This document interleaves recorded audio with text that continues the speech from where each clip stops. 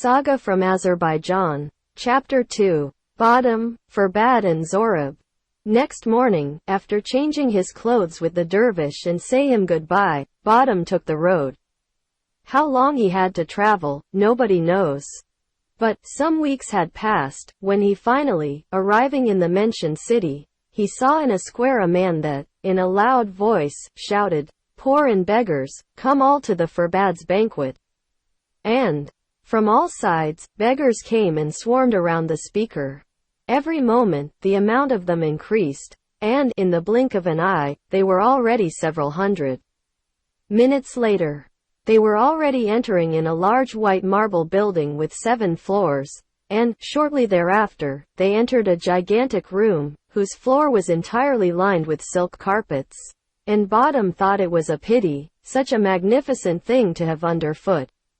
And the room was so big that fit there, loosely, all those 300 visitors. Before the meal, following the customs of the faithful Muslims, the guests would have to wash their hands, and the servants then came with a golden bowl, a golden pitcher, containing water, so that it could be done. As soon as they finished washing their hands, the servants brought the pilaf and put it on the plates, which were already on the table, and in front of each one of them, sat 2 visitors. After the meal, there was the mentioned raffle, and each of them has won the golden plate or the golden lid they had in front, and Badam himself won a golden lid. When the beggars were gone, Badam asked Ferbad to let him spend the night at his residence, and, in the conversation they had later, Badam said, "I am anxious to know where you get so much gold. Today were here no less than 300 visitors, and for each one, you gave a golden plate or a golden lid. So, tell me your story, how you get so much gold."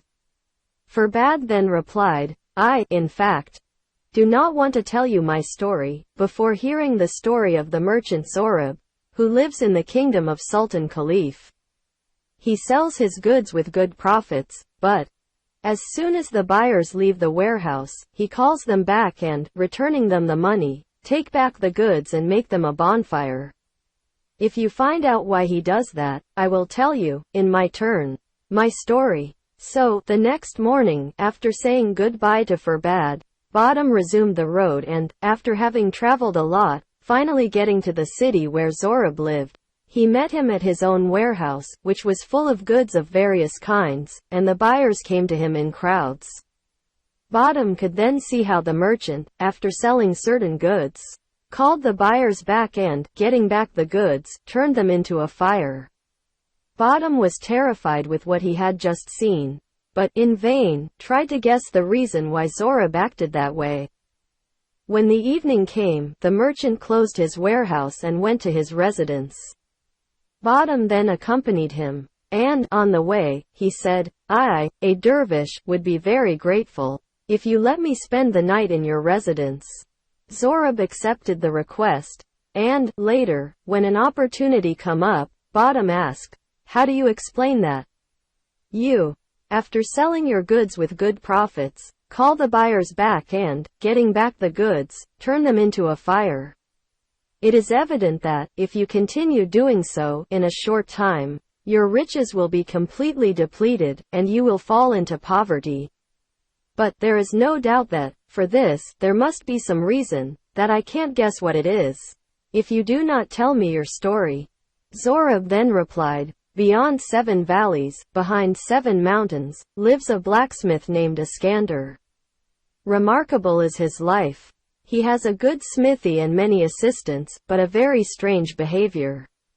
He puts the iron in the forge and, when it burns, he grabs it with the tongs and places it on the anvil. But, as soon as he raises the hammer to flog it, he swings to one side both the hammer and the tongs and ran to the cemetery, where he embraces 3 graves, successively, and let drop bitter tears.